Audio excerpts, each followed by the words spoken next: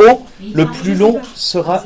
Il paraît que c'est retransmis aussi sur YouTube. Alors voilà, c'est lié, YouTube. Vous tapez nos noms. Je me suis rendu compte qu'il suffit de taper nos noms. Et c'est bien pratique.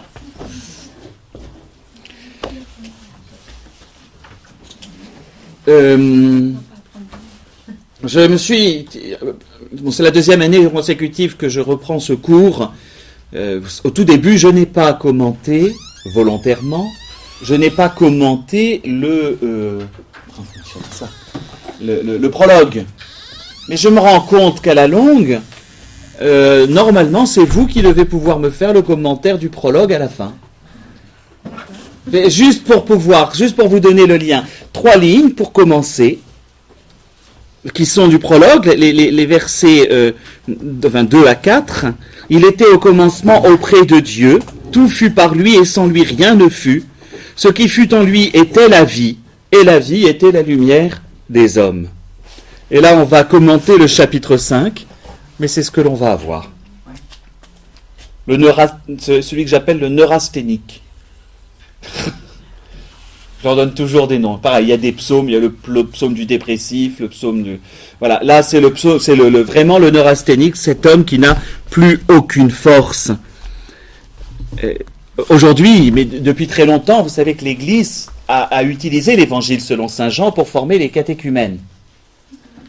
On utilise entre autres 3 évangiles dans la succession. Alors pour nous c'est l'année A, mais quand on a des catéchumènes dans une période, on peut modifier pendant le carême.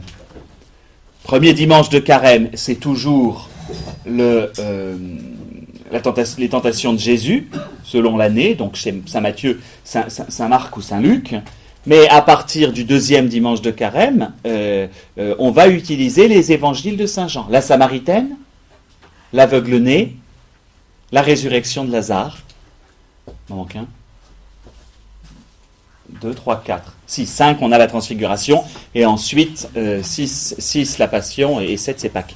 Mais voilà. Donc on utilise justement ces éléments de l'évangile de ce genre. Parce qu'à chaque fois, on a une catéchèse qui est à l'intérieur et qui explique ce que justement le Christ apporte. C'est un évangile qui doit conduire à la foi. Et on le trouve évidemment au sommet de la vie liturgique avec le carême et le moment pascal. Et c'est toujours pareil, l'évangile de Jean nous invite à croire. N'oubliez jamais que c'est l'objectif de cet évangile. À croire et après à comprendre comment être disciple. On a vu les 2 rencontres bien développées, celle de Nicodème et celle de la Samaritaine. C'est elle qui est devenue disciple, c'est pas lui.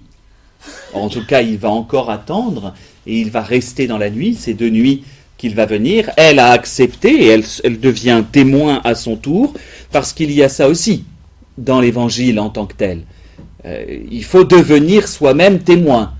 La notion de témoignage est toujours très très importante chez saint Jean. Là, nous allons donc avec l'œuvre du Fils, un signe à nouveau, pour le coup un miracle, l'œuvre du Fils qui est de donner la vie. Après cela, il y eut une fête des Juifs, et Jésus monta à Jérusalem. Or, il existe à Jérusalem une piscine probatique qui se dit en hébreu Betzata, et qui a 5 portiques. L'archéologie récente l'a prouvé, ça. C'est très intéressant. Elle existe, cette piscine. Et dans l'archéologie récente, on l'a trouvé 5 portiques, parce que c'est une construction assez étonnante. En fait, 4 portiques dans un sens, comme ça, et un qui referme. C'était une des piscines et donc elle était donc refermée de ce côté-là et ouverte de l'autre côté. À Jérusalem. Et l'architecture, par l'archéologie récente, a prouvé ça. C'est très intéressant.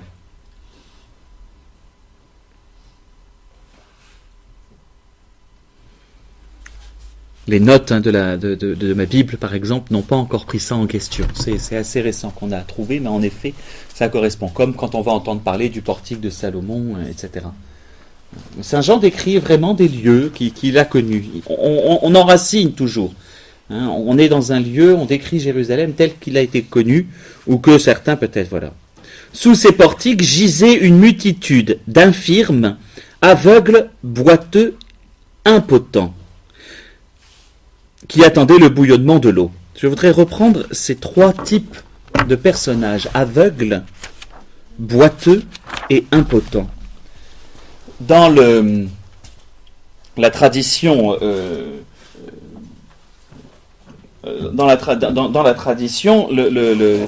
Jérusalem, en tant que ville sainte, était interdite à ceux qui étaient, en tout cas, particulièrement les boiteux, parce que, au moment de la prise de Jérusalem, il faut que je vous retrouve le passage, au moment de la prise de Jérusalem par David, on le nargue depuis le haut des... Non, attendez, je vais vous retrouver le passage, ce sera beaucoup plus facile.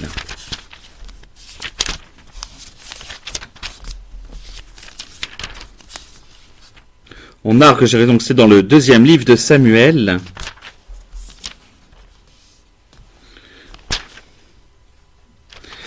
Deuxième livre de Samuel, chapitre 5, verset 6. Le roi et ses hommes marchèrent sur Jérusalem contre les Jébuséens qui habitaient le pays. Et ceux-ci dirent à David, « Tu n'entreras ici qu'en écartant les aveugles et les boiteux. » C'est amusant que ce soit cette expression-là qui lui soit donnée. Hein, comme pour dire, David n'entrera pas ici. C'est-à-dire des aveugles et des boiteux sont capables de défendre la ville contre ton armée. C'est ce que lui disent les Jébuséens. Hein. Voilà. Ce qui fait que la ville, voilà, quant aux boiteux et aux aveugles, il dégoûte David. C'est pourquoi l'on dit aveugles et boiteux n'entreront pas dans la maison. Jérusalem, la partie du temple était interdite à des infirmes en raison de cette injure qui est faite à David. Donc où est-ce qu'ils se trouvent, ces hommes, même à l'extérieur de la possibilité de rendre un culte, homme ou femme d'ailleurs, hein. Vous comprenez, à cause de cette remarque qui a été faite à David. Ils ne pouvaient pas rentrer sur le parvis du temple pour demander des sacrifices. Donc ils sont tenus à l'écart. Et puis il y a ces troisièmes hommes, les impotents. Littéralement, c'est les décharnés, desséchés, les sans-vie en fait. La desséchée, vous avez tout de suite, peut-être en tête, un autre passage. Les ossements desséchés d'Ézéchiel. Mais c'est cette idée-là. Ils n'ont plus, il leur manque quelque chose. N'oubliez pas non plus qu'on est dans un récit de recréation avec Saint Jean. Et donc le Christ va justement recréer ces hommes. Et en tout cas celui-là, c'est cet homme. Verset 4, car l'ange du Seigneur se lavait par moments dans la piscine et agitait l'eau. Le premier alors à y entrer, après que l'eau avait été agitée, recouvrait la santé quel que fût son mal. Il y avait là un homme qui était infirme depuis 38 ans. Alors au livre du Deutéronome, c'est la durée d'une génération. 40 ans une génération. Donc il est malade depuis 38 ans, c'est-à-dire toute sa vie, tout simplement. Il n'a pas de possibilité de vivre, quoi. Alors, attendez, je suis en train de rechercher mon passage pour pouvoir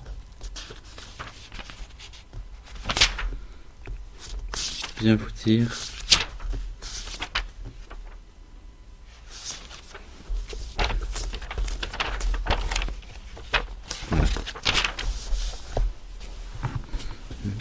Notre marche, dit Deutéronome au chapitre 2, notre marche de Kadès Barnée au torrent de Zéred dura 38 ans, jusqu'à ce que toute la génération en âge de porter les armes eût disparu du camp, ainsi que le Seigneur le leur avait juré. Donc la marche qui entraîne les Hébreux dans le désert, c'est celle de la mort de ceux qui n'ont pas voulu croire. Et donc les choses sont toujours intéressantes. Chez Saint Jean, rien n'est laissé de travers. Donc cet infirme, malade depuis 38 ans, il arrive au moment, de la même manière que les autres Hébreux, donc c'est Deutéronome chapitre 2 verset 14, sont eux tombés. Il y avait là donc un homme qui était infirme depuis 38 ans. Jésus, le voyant étendu et apprenant qu'il était dans cet état depuis longtemps, déjà lui dit « Veux-tu recouvrer la santé ?» Et l'infirme lui répond « Seigneur, je n'ai personne pour me jeter dans la piscine quand l'eau vient à être agitée, et le temps que j'y aille, un autre descend avant moi. » La question c'est « Veux-tu » Il ne répond pas. Il ne répond pas du côté de sa maladie physique. Il répond de sa maladie morale. Je n'ai personne, je n'en ai même pas moi la force, j'ai personne pour me jeter. Donc moi je n'ai même plus. C'est pour ça que je dis que c'est le neurasthénique. Il est asthénique, il n'a plus de force. Aucune. Et il est au bord de la mort. On n'est pas de l'ordre d'un miracle comme celui de Lazare, on l'aura. Mais le Fils qui donne la vie, là, on est à côté d'un homme qui est au bord de la mort et qui n'a même plus l'énergie de dire « oui, je veux être guéri ». La question du Christ, c'est « veux-tu » Il ne demande pas les arguments, il suffisait de répondre « oui ». Vous savez, c'est la méthode à chaque fois du Seigneur. Bartimée qui arrive, que veux-tu que je fasse pour toi ? C'est évident, j'y vois pas. Non mais, que voulez-vous que je fasse pour vous ? Et il y a cette notion du vouloir qui est quand même essentielle dans l'approche que nous avons du Seigneur. Veux-tu ? Est-ce que c'est de l'ordre de ta volonté ? C'est pas j'aimerais bien. C'est pas de l'ordre des velléités. On ne peut pas être velléitaire vis-à-vis du Christ. Il faut vouloir. Oui, je veux être sauvé. Par exemple, dans le dialogue juste avant le baptême, vous savez, donc on a tous les dialogues initiaux, et puis on fait la profession de foi avec les parents, et puis juste avant, voulez-vous que cet enfant soit baptisé selon la foi que nous venons de proclamer ? Voulez-vous ? Et moi, c'est à chaque fois que je leur dis, c'est là que vous pouvez partir en courant. Hein. Rien n'est fait encore, le sacrement. Voulez-vous ? Le vouloir est aussi de l'ordre de la liberté humaine. C'est là que c'est extraordinaire. Cet homme qui est profondément malade, la question du Seigneur n'est pas de lui faire voilà, pouf pouf, je te guéris. Il l'interroge, veux-tu ? La liberté est toujours préservée. Elle est présente dans tous les sacrements. Hein. Aucun sacrement ne peut être forcé, évidemment. La liberté des enfants, elle est portée par leurs parents au moment du baptême. Mais l'enfant qui ne veut pas ouvrir la bouche au moment de recevoir la communion, je ne vais pas l'ouvrir de force. Celui qui ne veut pas recevoir le sacrement de confirmation, encore plus important pour d'autres sacrements, tels que le sacrement de l'ordre, on n'impose pas les mains à quelqu'un de force, et encore plus le sacrement du mariage. Pour la petite histoire, il est arrivé à un de mes amis, cette histoire, où les époux sont arrivés pour le mariage, et devant l'autel, voulez-vous prendre ? Elle a répondu, puisqu'on me demande enfin mon avis, la réponse est non. Ça fait... Puisqu'on me demande enfin mon avis, la réponse est non. Là, mon copain, l'ami prêtre, a fait les témoins, vous avez entendu, donc avec les plus fiancés, je pense, nous allons dans la sacristie et je veux vérifier. Vous maintenez le non, je ne veux pas me marier. Voilà. La liberté est extrêmement importante. Autant que possible, c'était un des problèmes par rapport au sacrement des malades. Quelle était la liberté de celui qui le reçoit ? Et aujourd'hui, on nous recommande de donner ce sacrement à des personnes conscientes et totalement en état de comprendre ce qui se passe, plutôt que de donner à quelqu'un, ou alors de savoir qu'il voulait le recevoir, quand on le donne en extrême, quand on le donne en viatique. C'est très différent quand on le donne pour une force morale ou physique à un moment. Mais quand c'est à l'extrême, il faut qu'on ait l'assurance que la personne le voulait. Pour l'efficacité du sacrement, c'est logique. Veux-tu ? Je voulais vous demander par rapport au sacrement du mariage, mais le prêtre qui prépare, ne voit-il pas chacun à part ? Après, chaque préparation va être spécifique. Oui, parce que c'est assez étonnant que... Mais là, elle avait dit, quelques mois avant, non, je ne veux pas marier, tout son entourage le fait, mais non, mais tu stresses, c'est rien. Il y a toujours, au moment des engagements, une petite angoisse. Je ne dis pas que j'aurais eu envie de partir en courant la veille de mon ordination, mais un peu, on a cette angoisse, je ne suis pas digne, c'est pas possible. C'était au mariage religieux. C'était pas par rapport à son mariage, à l'union avec son fils. Non, c'était par rapport, c'était par rapport au mari. Ah oui, Elle avait dit, il n'est pas fait pour moi, c'est pas notre couple n'est pas, et on l'avait pas reconnu. Il y a une liberté, et elle est là. C'est intéressant dans la question du Christ. Veux-tu être guéri? Mais dans un autre sacrement, où on ne demande pas tellement, mais ça m'avait frappé, et autant que faire se peut, j'essaye d'y penser dans le sacrement du pardon, mais lorsque l'on impose une pénitence, il est bon que le pénitent, enfin le prêtre devrait demander, je reconnais que moi j'oublie régulièrement, mais il est bon que le pénitent dise « je suis d'accord, j'accepte cette pénitence ». Il y a l'engagement du vouloir. Voilà, acceptez-vous en règle générale, acceptez-vous ce que je vous demande. J'essaie d'y penser au maximum, hein, mais il faut vouloir. Oui. Voilà. Donc, veux-tu recouvrer la santé? Et donc, cet homme répond d'un autre endroit. Alors, ça, c'est un mot que j'aime beaucoup, qui est le mot santé. Hein. Le mot santé est très large en termes de sens. Je vais passer à l'espagnol, parce qu'on va tout de suite comprendre. Hein, quand on fait santé, alors évidemment, pas seulement quand on trinque, mais c'est comme ça que moi j'ai appris comment se disait le mot. Étudiant allant en Espagne, ça se dit salud. La salud. Et là, on a tout de suite le mot pour nous. Hein, c'est la même racine, santé, nous en français. C'est-à-dire que en espagnol, santé et salut sont du même. Sont de la même famille étymologique. Et donc, veux-tu la santé, veux-tu recouvrer la santé, et veux-tu, et vous voyez qu'on a à chaque fois avec Jésus, hein, il n'est jamais sur un seul plan, il y en a toujours plusieurs, ça nous permettra de comprendre un autre passage à la fin. Veux-tu la santé, veux-tu le salut, c'est veux-tu la vie de ton corps, mais veux-tu la vie aussi de ton âme, de toi, veux-tu la vie, la vraie. Et la réponse de cet homme est de dire, je n'ai même plus de force par rapport à cette vie. Seigneur, il n'y a personne pour me jeter dans la piscine quand l'eau vient à être agitée, et le temps que j'y aille, un autre descend avant moi. C'est pas un reproche qu'il fait, mais voilà, ça va pas.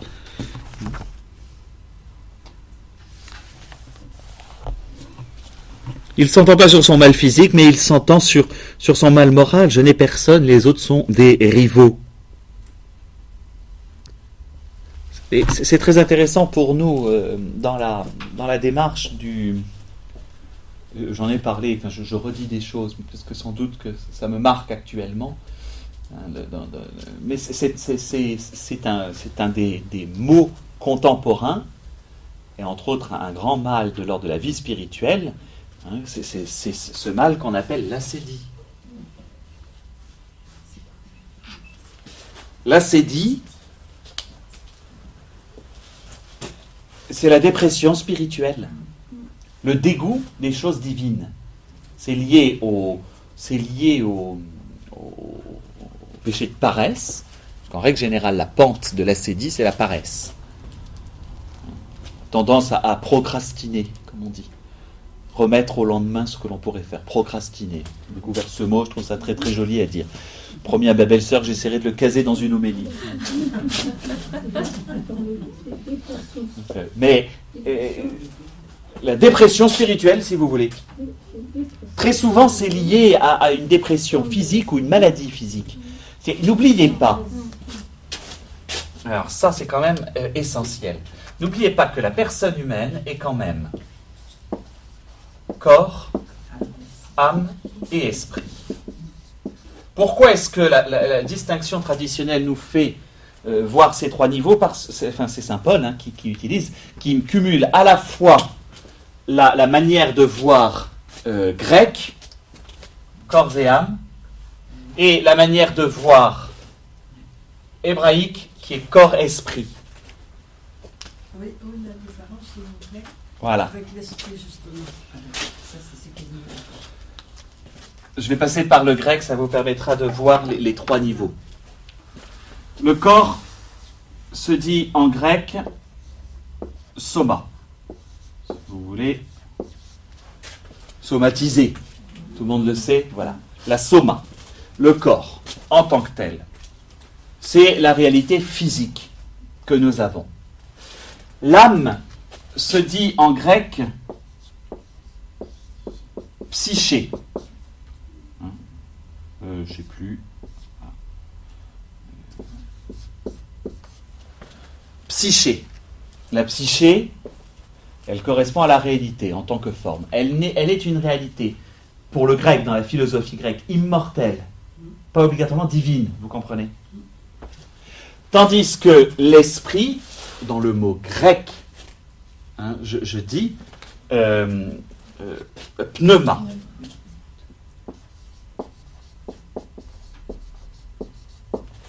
Somatique, psychologique, pneumatique. Il faut être des pneumatiques. Vous travaillez chez Michelin quand on est chrétien. D'accord? Pneuma. Pourquoi c'est différent? C'est le souffle de vie qui nous vient de Dieu, pour le coup. C'est la roua. Là, je ne saurais pas vous l'écrire en hébreu, je ne sais même plus comment ça fait. Mais c'est ce souffle que Dieu met dans l'homme à la création. Ça n'est pas la même chose en soi que l'âme, entre guillemets. Nous, en tant que chrétiens, on a plutôt tendance à associer les deux. Je veux dire, l'âme, l'âme, c'est le principe de vie à l'intérieur d'un être vivant. Dans une plante, il y a une âme. Eh oui, végétale, à laquelle nous sommes identifiables. C'est-à-dire, néanmoins, le rapport que nous allons avoir avec une plante, nous pouvons lui lire toutes les œuvres complètes de Kant, ça ne la fera pas pousser plus vite. Mais en commun avec la plante, nous avons le fait d'avoir besoin de nous nourrir. Une plante a besoin de se nourrir, ne lui mettez rien, elle crèvera. Donc dans le principe de vie, elle a une âme. Ça c'est la distinction qui se fait chez Aristote, mais qu'on va appeler une âme végétative. Elle n'est qu'à un niveau végétatif, c'est-à-dire le besoin de croître, de se reproduire, de se nourrir et de se reproduire. Vient ensuite une âme à un niveau supérieur qui est l'âme de type animal. On peut avoir un rapport avec les animaux supérieur avec une plante. Je l'explique très facilement à des enfants qui préparent leur confirmation. C'est assez intéressant. L'autre jour, j'ai fait l'expérience avec eux et ils pigent très bien. Une âme animale. Bon, quel est le meilleur moyen de décrire l'âme animale? C'est une âme sensitive qui a des sens. C'est comment est-ce qu'on exprime à un chien ou un chat qu'on l'aime bien? C'est en le caressant. C'est par les sens. C'est sûr que dans le monde animal, le rapport que l'on va avoir avec une huître par rapport au rapport qu'on a avec un animal, voilà, est fortement différent. Néanmoins, vous mettez du citron sur l'huître avant de la manger, vous verrez qu'elle se rétracte. Elle a une réaction qui est physique, qui est sensitive. Après, dans l'ordre du rapport. Et vient au-dessus l'âme proprement humaine, qui est spirituelle, en tant que telle. Et en fait, plus que spirituelle, Aristote lui va dire qu'elle est rationnelle, capable de raison, de raisonnement. L'âme rationnelle. Ça n'en fait pas obligatoirement une âme spirituelle, justement. Il y a, dans le don que nous avons, alors, il y a plusieurs écoles en tant que telles. L'âme, on peut aussi la représenter de cette manière-là. Après, c'est celui-là qui compte. On va débattre tout de suite, moi je les retrouve. On peut la représenter aussi, j'aime bien prendre... On a en commun avec les végétaux une âme végétative. On a tous besoin de se nourrir pour croître. Au départ dans ce sens-là, puis après dans ce sens-là. On a tous une âme sensitive, avec nos 5 sens, plus ou moins développés, etc. Et on a tous donc une âme rationnelle.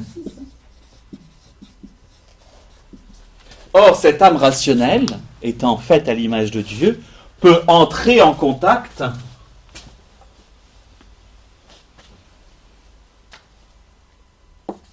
avec Dieu.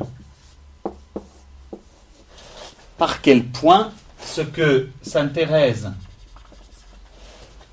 Davila appelle la fine pointe de l'âme, qui est quoi? Le lieu même où Dieu, ce que va dire la bienheureuse Élisabeth de la Trinité, où il y a une inhabitation de la Trinité en nous. Ce lieu qui est à l'image de Dieu et qui fait qu'il habite en nous. Dieu n'a pas d'âme végétative ou sensitive. Il n'a même pas une âme rationnelle puisqu'il connaît tout par intuition. Nous, notre âme est une âme rationnelle au sens où elle fonctionne par déduction. D'accord? Notre raison. Mais il y a un point, et c'est ça qu'on va appeler l'esprit. Vous comprenez? La présence de l'Esprit Saint en nous. Et c'est pour ça qu'on va distinguer les trois. Notre homme, pour revenir à lui, est malade de l'ordre de son corps. Une forme d'impotence. On n'en sait pas plus d'ailleurs. Mais il est surtout malade de l'ordre de son psychisme. Je n'ai même plus la force de... Aujourd'hui, beaucoup sont... C'est la maladie du siècle, la dépression. Ce que l'on oublie, c'est pour revenir à cette question de l'ascédie qu'on va retrouver chez Saint Jean, ce que l'on oublie, c'est que c'est un tout, la personne. La médecine, elle a plutôt tendance à prendre l'orteil comme le tout. Je veux dire, vous savez, on sectionne l'être humain quand on le soigne. On oublie les médecines traditionnelles là-dessus et essaye de le rappeler, mais notre médecine occidentale ne veut pas. Je suis en train de soigner le cœur, je soigne le cœur. Ah oui, mais derrière, s'il y a un problème du côté de, j'en sais rien moi, du cerveau, on ne va pas regarder ça. Mais non, mais c'est pas le problème. On commence par, on oublie la personne comme un tout. Or, ce tout, il est somatique, psychique et spirituel. Or, qu'est-ce qui se passe très souvent quand des personnes, particulièrement, sont atteintes par la maladie, c'est-à-dire dans leur corps? Il faut que le psychisme tienne le coup.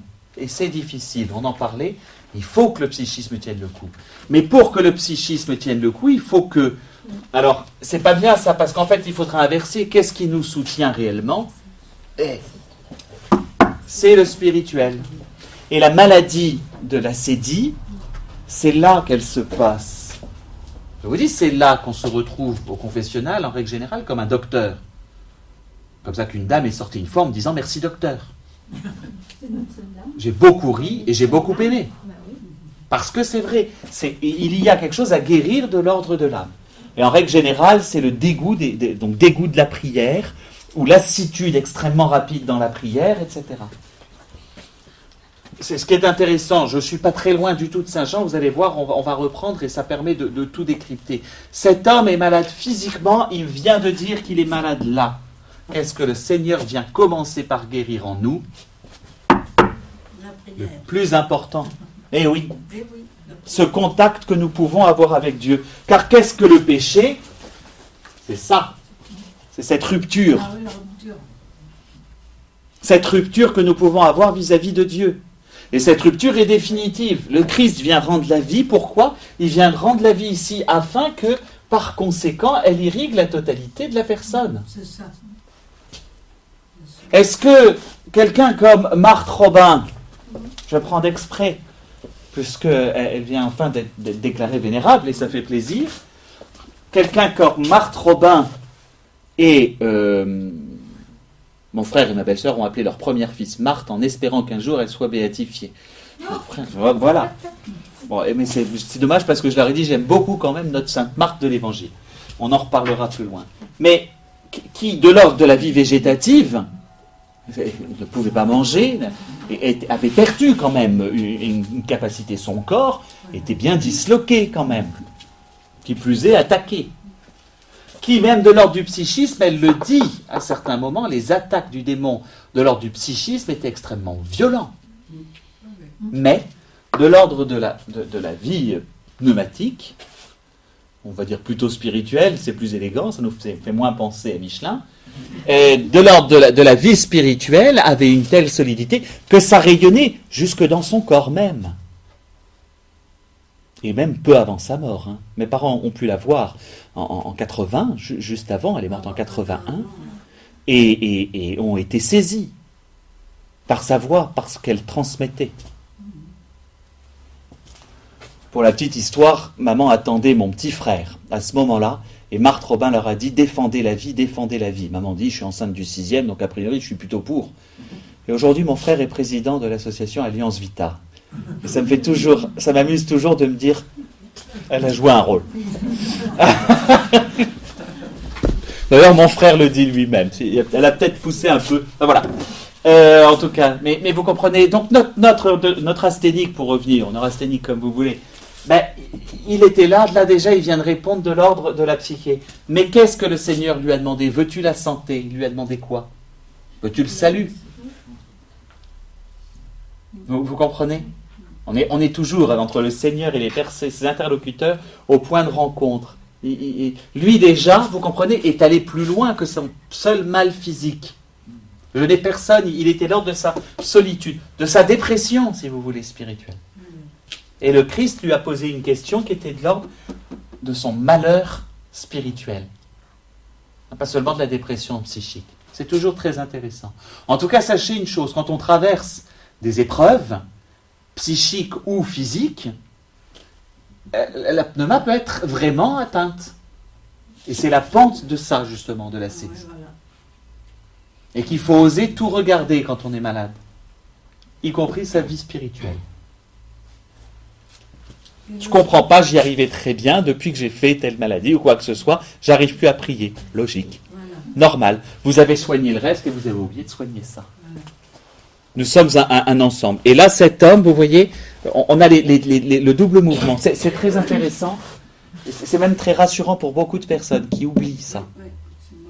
Qui oublient que c'est là. Et c'est l'évangile, hein. Je n'invente pas. Là, on voit bien qu'ils sont tous les deux sur des niveaux. Et le reste va être de cet ordre-là. Et lorsqu'on dit, par exemple, un drôle d'esprit, une personne a un drôle d'esprit. Alors nous, en français, le problème, c'est que l'esprit, c'est à deux sens. Il y a côté esprit au sens spirituel. Mais quelqu'un qui est spirituel, ça peut à la fois dire quelqu'un qui est drôle, qui a une manière de tourner les choses, mais là, on va être de l'ordre de ses capacités intellectuelles, etc. C'est complètement à part. Un drôle d'esprit ou quoi que ce soit. Non, là, je parle vraiment en termes théologiques. C'est le problème de la polysémie d'un certain nombre de termes. Voilà. Et Jésus lui dit, lève-toi, prends ton grabat et marche. Aussitôt, l'homme recouvra la santé. Laquelle? Toute. Il va tout retrouver. Aussitôt, l'homme recouvra la santé, il prit son grabat et il marchait. Ça nous permet de mieux comprendre cette fameuse remarque de Jésus. Je fais un parallèle dans un autre évangile, c'est chez saint Marc, au chapitre 2, verset 9. Quel est le plus facile, dire au paralytique, tes péchés sont remis, ou lui dire, lève-toi, prends ton grabat et marche? En fait, quand il pose la question, c'est cette question-là qu'il pose. Où est-ce que c'est le plus facile d'agir? Mais personne ne peut agir là, sinon Dieu lui-même. Nous ne pouvons pas agir là, sinon laisser Dieu agir à cet endroit-là, pour que ça irrigue tout le reste. Et voilà ce que Jésus explique au sujet du paralytique. On est de l'ordre du même miracle d'ailleurs. Vous allez voir, ça continue.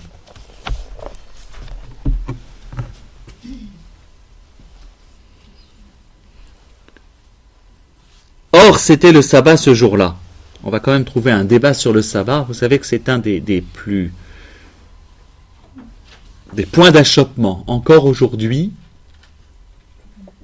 dans le livre de Jacob Neusner, c'est très intéressant que cite Benoît XVI, abondamment d'ailleurs, sur le discours sur la montagne, dans son livre Jésus de Nazareth. Jacob Neusner, je crois, Neusner. Se place en tant que rabbin et va discuter avec ce rabbin assez exceptionnel qui est Jésus. Et il va bondir quand même sur cette relation au sabbat de Jésus. Et d'ailleurs, Saint Jean en est aussi témoin. C'est la seule fois où on va entendre parler de cette question du sabbat. C'est que Jésus, en s'arrogeant le droit, de donner la vie ce jour-là, s'arroge un droit qui est proprement divin. Alors j'avais une citation de la Midrash qui est assez intéressante à ce sujet-là.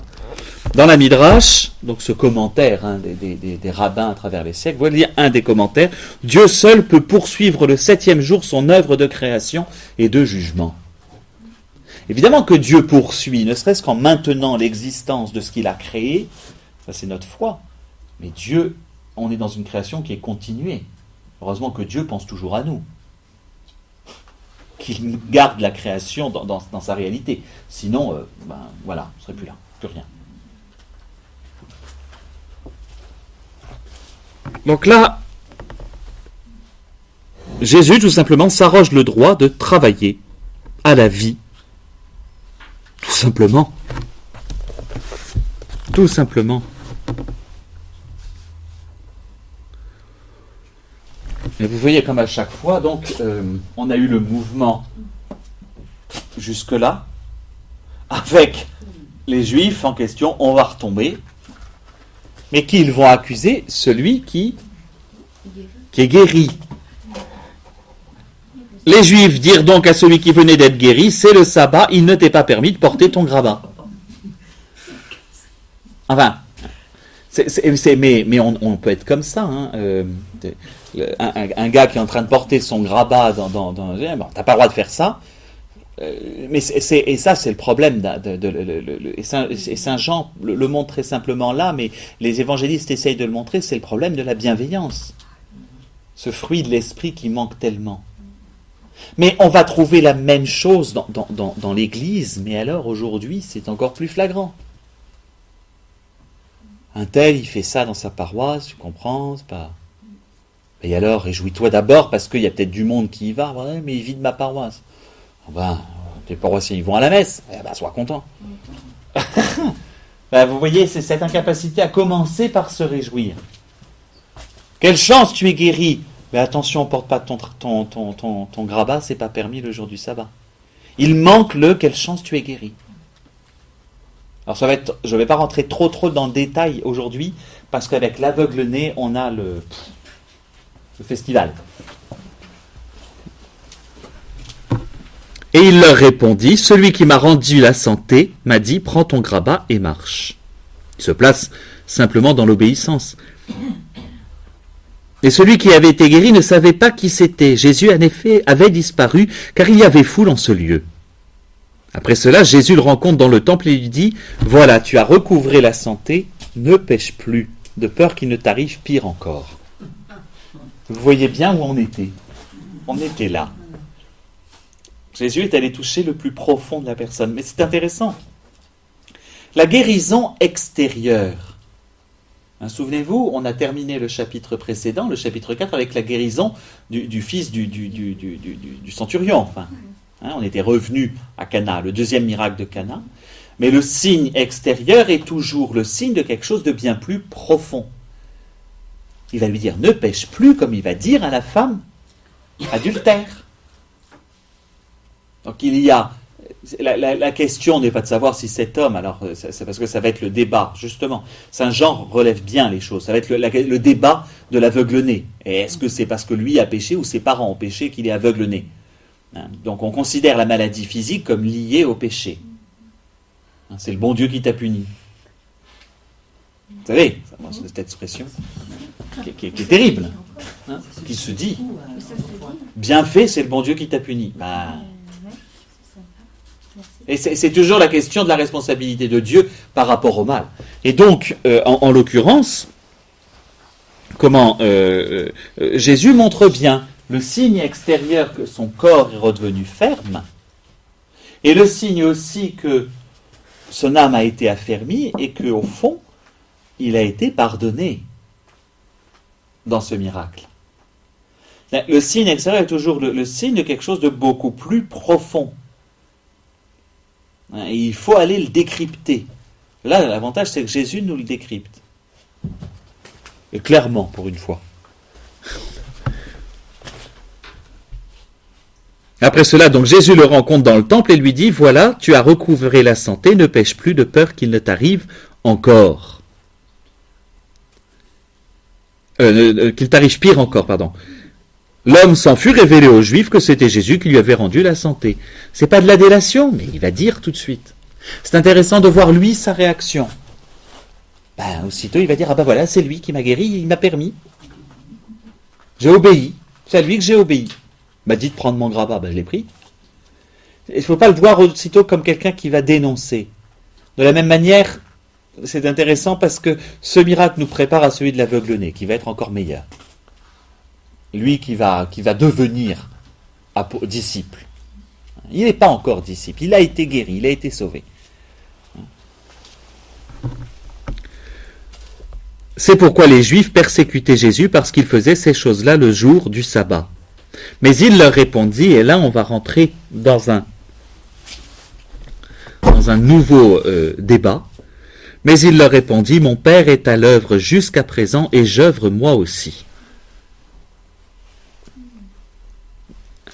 Avec la question du sabbat, Jésus a dit, j'ai les mêmes prérogatives que Dieu. La question du sabbat n'appartient qu'à Dieu. Mais ce qu'il est en train de dire, il est en train de parler de l'œuvre. Alors, c'est un mot qui est complexe pour nous que ce mot œuvre. Mais mon Père est à l'œuvre, justement. Alors, je vais revenir sur cette question du sabbat. Et c'est une question qui est liée, ce que je vous disais tout à l'heure, à la création. À partir du 7e jour, le Père, à partir du 7e jour, va toujours, ce qu'on va appeler, la création continuée.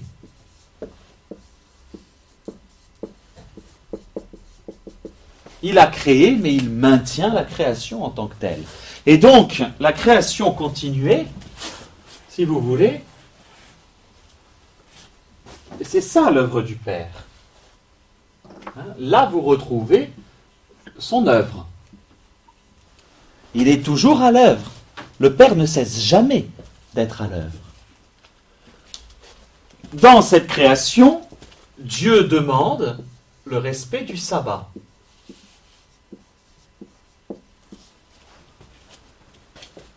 Justement, en tant que respect de la manière dont il a fait la création. Lui se repose au sens où il ne crée plus quelque chose, mais en revanche, il maintient dans la création.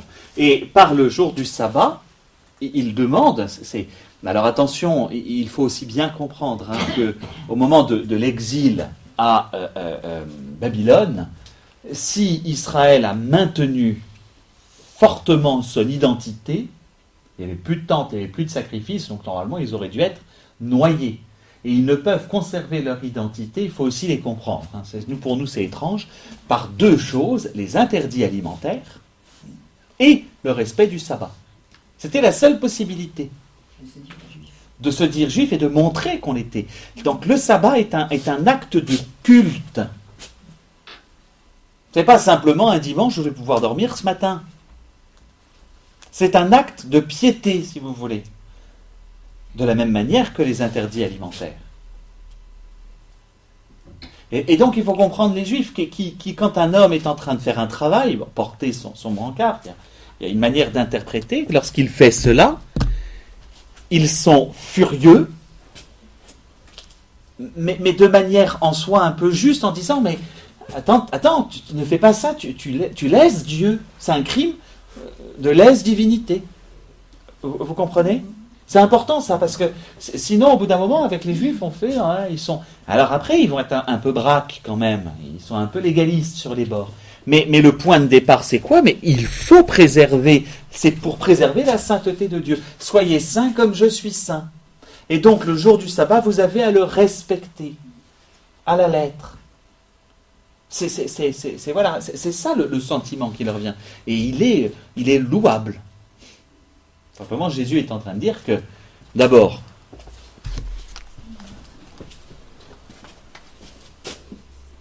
le Fils est maître du sabbat. Pourquoi ? Parce que ce jour-là, il peut redonner la vie, la santé, le salut, ce que vous voulez, et que lui recrée. Il restaure la création.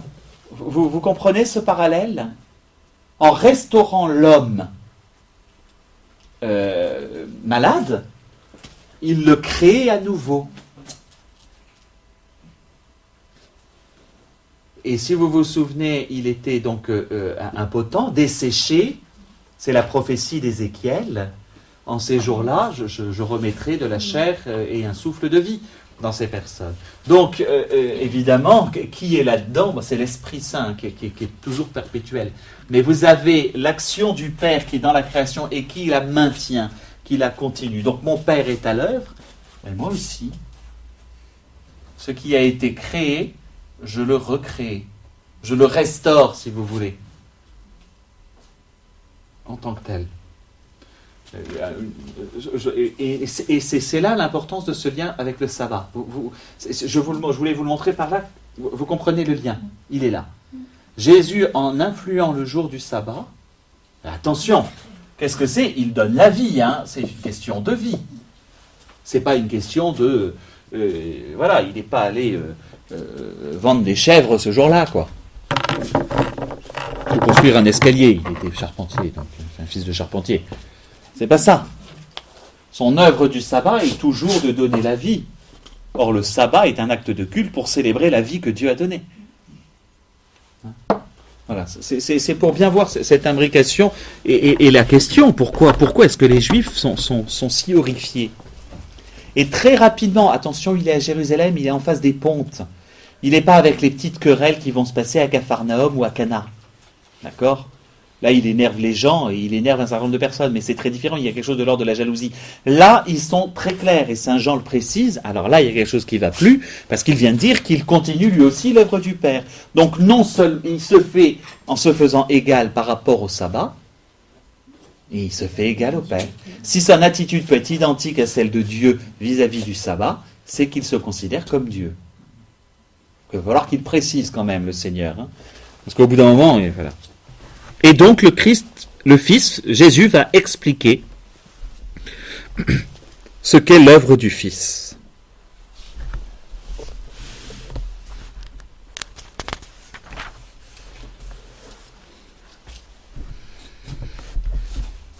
Alors je vous rappelle l'expression de la Midrash, hein, parce que ça va être important. Dieu seul peut poursuivre le 7e jour son œuvre de création et de jugement. Et c'est intéressant que la Midrash dise ça au moment, parce que on va avoir cette question de la création, mais on va avoir aussi l'œuvre en question du Père. Je vous dis, c'est la création et le jugement. C'est ça qu'il continue, pardon. Il continue pendant, heureusement, tout le temps.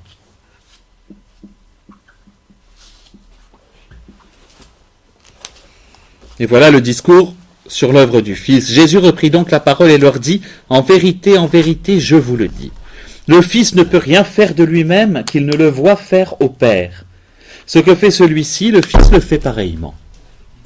Donc là, il y a une proximité. Comment ça dire? Là, il y a quand même une proximité entre les deux. Car le Père aime le Fils et lui montre tout ce qu'il fait, et il lui montrera des œuvres plus grandes que celles-ci à vous en stupéfier. Ce sera, voilà. Comme le Père en effet ressuscite les morts et leur redonne vie, ainsi le Fils donne vie à qui il veut. Là, on est de l'ordre, toujours, de la résurrection. Vous voyez que ce discours n'est pas si compliqué que ça quand on a tous les éléments en main. Comme le Père ne juge personne, il a donné au Fils le jugement tout entier. Alors là, il exagère un peu. Et oui, parce que il y a donc quelque chose qui est de cet ordre-là qui va devenir l'apanage du Fils. Le jugement. Que le Fils va montrer. Il a donné au Fils le jugement tout entier afin que tous honorent le Fils comme ils honorent le Père. Qui n'honore pas le Fils n'honore pas le Père qui l'a envoyé. En vérité, je vous le dis, celui qui écoute ma parole et croit à celui qui m'a envoyé a la vie éternelle et ne vient pas en jugement, mais il est passé de la mort à la vie. En vérité, je vous le dis, l'heure vient, et c'est maintenant, c'est l'expression qu'on avait déjà eue avec la Samaritaine, l'heure vient et c'est maintenant où les morts entendront la voix du Fils de Dieu, et ceux qui l'auront entendu vivront. Comme le Père en effet a la vie en lui-même, de même a-t-il donné au Fils d'avoir aussi la vie en lui-même. Et il lui a donné le pouvoir d'exercer le jugement parce qu'il est Fils d'homme. Voilà. Là, on est dans la... Alors, je vais ressortir de ça. Il faudrait des tableaux qui fassent la taille du mur. Toute la pièce. Vous verrez terminer là-bas à la fin de la soirée. Là, pour ce qui est de l'ordre, je vais mettre comme ça. de l'œuvre, vous avez l'œuvre du Père est identique, entre guillemets, à l'œuvre du Fils. Mais il y a la question du jugement. Alors, on en reparlera. Qu'est-ce que c'est que le jugement? Le Père va déléguer au Fils le jugement. Pour quelle raison? Mais parce que le Fils... attendez, enlevez ça, comme j'ai un nouveau jugement. Sont de l'ordre tous les deux. Là, ce qu'il vient de dire quand même assez clairement, nous sommes Dieu. D'accord? De l'ordre de la divinité. Mais pour que le Fils puisse juger, et pour que le jugement soit juste, il faut qu'il soit à la fois au-dessus, mais identique aux personnes. Et donc, ce que le Fils vient de dire, c'est, comme je suis fils d'homme, alors, je vais mettre fils exprès ici, donc c'est pas de la schizophrénie. Jésus, pourquoi? Mais parce que lui, il appartient, et après, qui vous voulez, mais à l'humanité. Parce que le jugement s'exerce, pas sur Dieu, mais sur les hommes. Vous comprenez? Comme le Fils, Jésus, tient à la fois sa nature divine du Père, mais que le Père l'a envoyé pour qu'il soit homme, c'est pour qu'il puisse exercer ce jugement. Quel est ce jugement? Attention, nous quand on a le mot jugement, on est tous en train de se dire jugement, voilà. Le jugement, c'est qui peut avoir la vie éternelle. C'est ça, hein, le jugement. C'est établir qui peut avoir la vie éternelle. Et il dit, c'est pas bien compliqué, il suffit que les membres de l'humanité, que tout membre de l'humanité croit en moi, et par conséquent, en celui qui m'a envoyé. Vous comprenez? On est toujours dans ce mouvement qui part du Père vers le Fils vers nous, pour que nous, par le Fils, nous revenions au Père. D'accord? C'est un mouvement... C'est ça. Alors, le discours peut nous paraître obscur. Quand on a ces éléments-là, le discours devient beaucoup plus limpide. Même s'il a tendance à tourner, à répéter, etc. Mais pour nous faciliter la compréhension. Je ne sais pas s'il y arrive vraiment, mais voilà.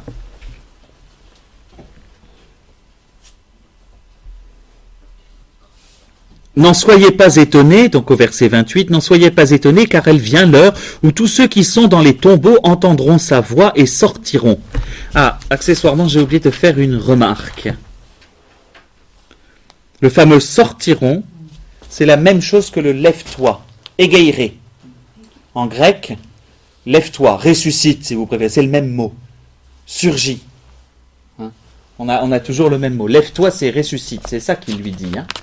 Et là, c'est la même chose. Ils sortiront, ceux qui auront fait le bien pour une résurrection de vie, ceux qui auront fait le mal pour une résurrection de jugement.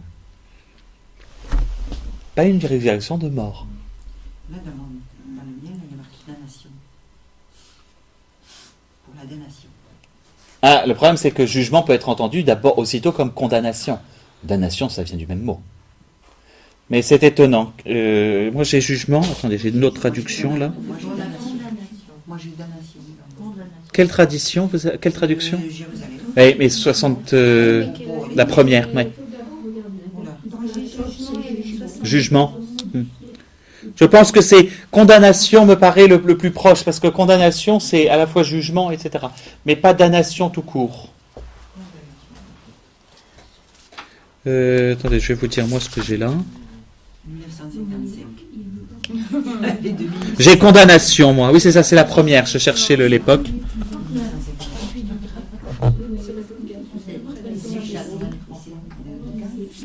Ce qui est intéressant, sur ce verset, ce qui est intéressant, je ferai juste, là c'est juste pareil, un peu de grec. C'est pas la même chose, ceux qui ont fait, ceux qui auront fait le bien, ceux qui auront fait le mal. C'est pas le même mot, avoir fait. C'est juste pour avoir, et là-dessus, faire le bien, dans le mot grec, c'est le verbe, pardon, je vais mettre en...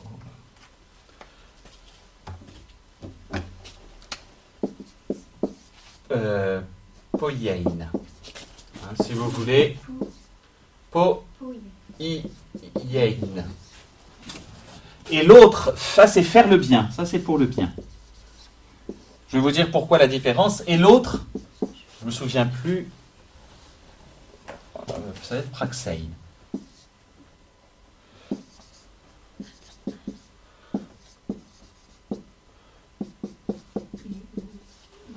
Praxein, faire le mal.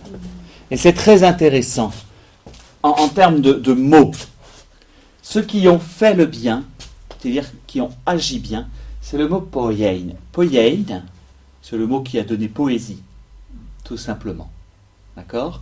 Et la poésie, alors c'est pas la petite poésie qu'on apprend, la poésie est la forme la plus élevée du langage. C'est un acte de création linguistique.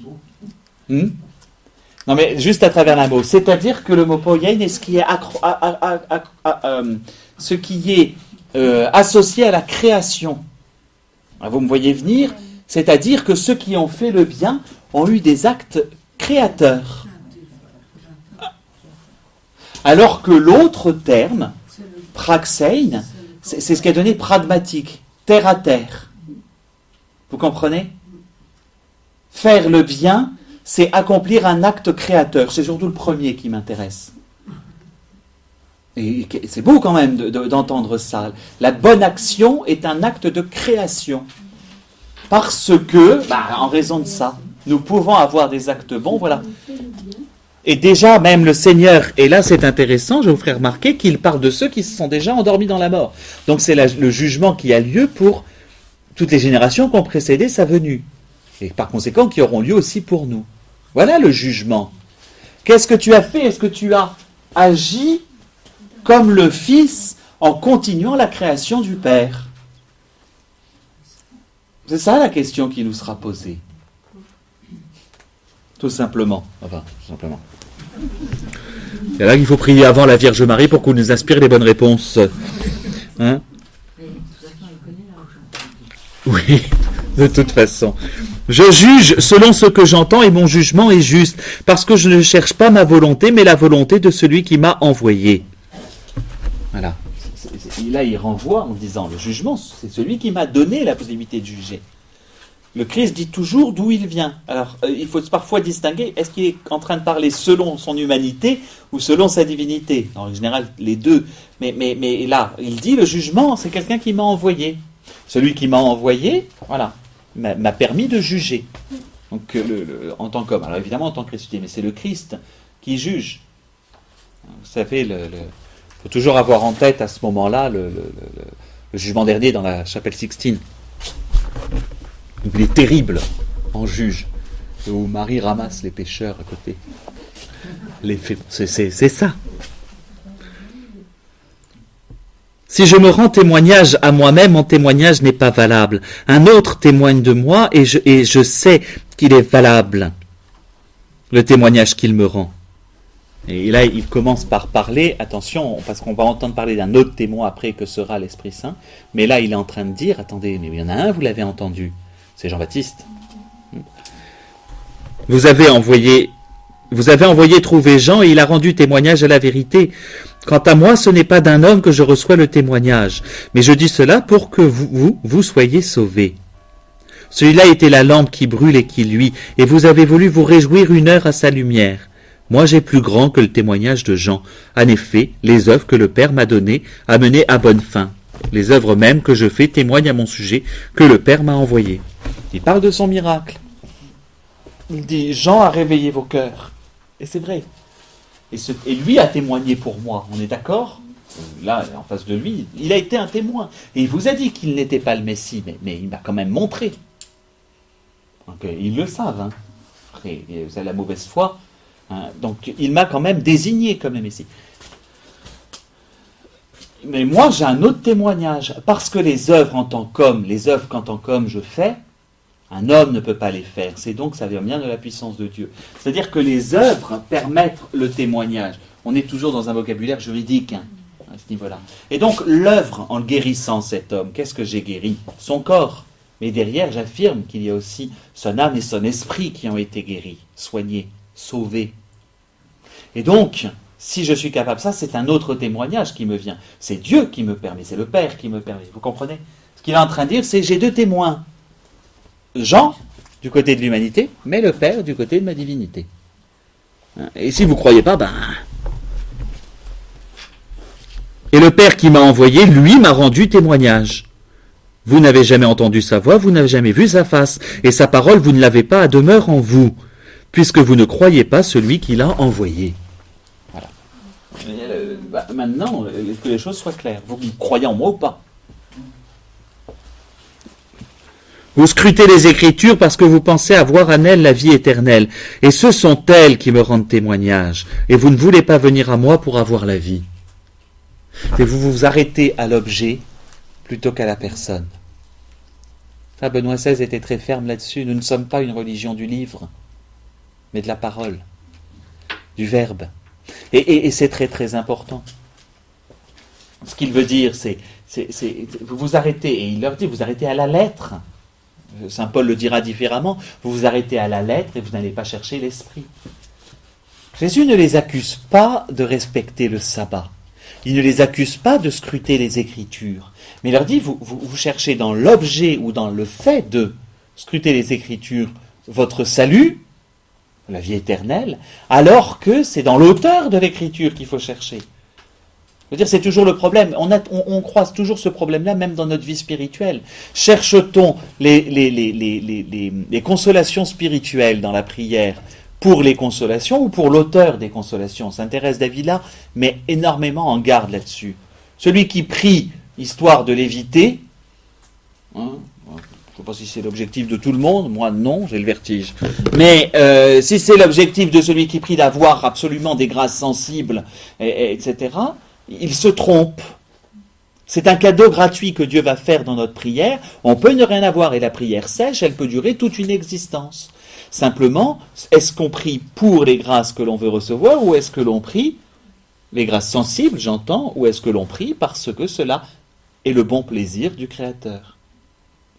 Et la question, mais alors elle nous revient tout de suite. Ce sera la même chose dans la liturgie, ce sera la même chose en tout. Le Christ jamais n'accuse, j'en ai pas besoin. Il loue ceux qui le font, mais il recadre ce qui est perpétuel, ce qu'Israël faisait déjà. Et vous ne voulez pas venir à moi pour avoir la vie. De la gloire, je ne reçois pas qui viennent des hommes, mais je vous connais. Vous n'avez pas en vous l'amour de Dieu. Je suis venu au nom de mon Père et vous ne m'accueillez pas. Qu'un autre vienne en son propre nom, celui-là vous l'accueillerez. Là, il est rude.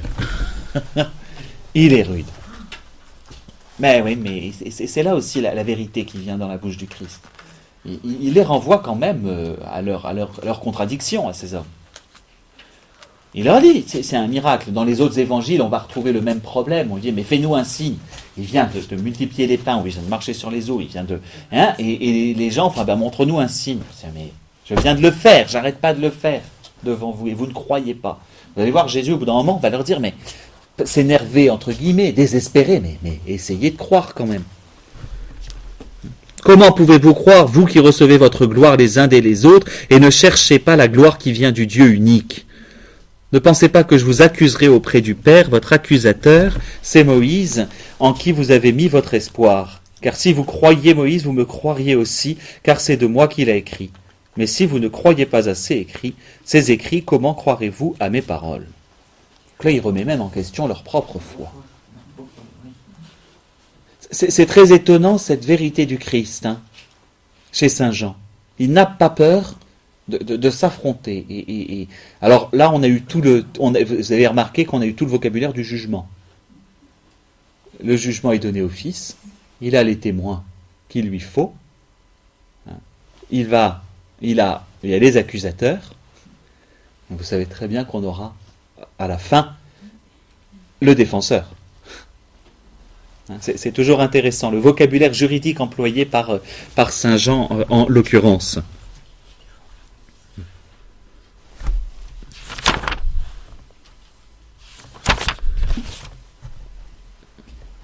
Donc l'homme est totalement... pour revenir à notre homme totalement guéri, et dans cette œuvre, là il y a l'opposition des Juifs, mais le Christ, par la guérison, et je terminerai là-dessus, Parce que la prochaine fois, je pense qu'on va être... alors que j'aille très vite parce que c'est le discours sur le pain de vie. Alors là, c'est pas le plus simple. Mais prenez le temps de bien le lire et de le méditer avant. Il y a des passages qu'il faudra que j'aille vite. Donc je sais que le chapitre 5 est plus court, mais le chapitre 6, on va avancer. Je vais être obligé d'avancer un peu vite. Mais donc, voilà. Le Christ, en redonnant la vie à cet homme, n'oublions pas surtout l'œuvre qu'il nous a montrée, qui lui permet justement d'être. L'œuvre qu'il nous a montrée, et je reviens au premier schéma que je vous ai fait, c'est de sauver l'homme, c'est de sauver tout homme, c'est son but, mais de sauver aussi tout l'homme. À la fois tout homme est appelé au salut et à retrouver cette santé, mais aussi tout l'homme, son corps, son âme, son esprit, les trois, et pas seulement une partie de lui-même. C'est vraiment le témoignage.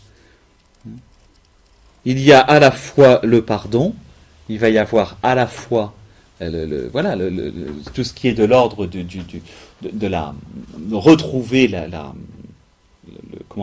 santé psychique, je parle, sortir il sort de sa dépression, cet homme, voilà. Mais il y a aussi ce salut du corps, cette santé du corps. C'est aussi une préfiguration, l'air de rien, pour finir cet évangile, de ce qu'est la résurrection. Et entre autres la résurrection des corps. On la trouve aussi ici, c'est l'homme tout entier que le Christ auquel le Christ est attentif. Et c'est sur l'homme tout entier qu'il veut faire porter l'œuvre du salut. Si dans nos prières, chaque fois qu'on demande guérison, etc., on commençait par demander en profondeur la guérison de notre esprit, souvent ce qu'on n'ose pas d'ailleurs, on ne va pas chercher si loin. On reste toujours à la périphérie de nous-mêmes, mais aller travailler sur cette fine pointe, le reste importe peu. Importe peu, voilà, on l'a quand même, ce corps, etc. Mais voilà. Vous dites que la maladie du siècle, c'est l'acédie, parce qu'on a oublié cette partie de nous-mêmes. Quand un monde oublie le fondement de la personne, et le fondement de la personne, ça n'est pas son corps, c'est son esprit. Et quand on fait du fondement de la personne la jouissance de son corps, en oubliant à quel point la question de son esprit est essentielle, c'est là qu'on fait une société dépressive. Puisqu'il y a une partie qui est racornie, qui est malade. Voilà l'œuvre en tant que telle. Et le Christ juge cette génération de cette manière-là. Vous ne vous laissez pas guérir là où je voudrais vous guérir. Ce discours, il est largement... combien on voit des personnes qui, découvrant le Seigneur, trouvent justement, c'est tous les témoignages de manière contemporaine, beaucoup de personnes qui, en allant particulièrement à Medjugorje, où il y a un ministère du pardon, peu importe la reconnaissance ou pas des apparitions, c'est pas là le souci, c'est que les fruits sont extraordinaires. Et touchés par cette guérison intérieure, trouvent un salut, mais jusque dans leur propre corps. Mais quelqu'un qui est converti, on le voit à son visage. Qui saisit, comme on dit, chez nous on disait qu'il s'est pris un coup de Sainte Vierge. Et c'est ça, il y a quelque chose qui... Mais oui, c'est ça. J'aimerais bien, moi, qu'en sortir du confessionnal, les gens bondissent et sautent de joie. Bon, c'est pas toujours évident à faire, mais vous comprenez. Voilà, il y a quand même quelque chose dans l'œuvre du Seigneur qui est là. Et cet évangile est très contemporain, je trouve. Face à quelqu'un qui ne va pas bien psychologiquement, qui est dans un état de dépression, je demande d'aller regarder ça. Lisez cet évangile et répondez au Christ, veux-tu être guéri ? Et souvent, après, en revanche, l'acédie est une maladie dont on est longuement convalescent. Pour pouvoir remonter il faut y aller par petites touches, petites doses. Voilà, je vous remercie infiniment. Je ne prends pas plus de temps aujourd'hui. Je vous préviens que la prochaine fois, je risque d'approcher l'heure et demie. C'est surtout ça. Voilà.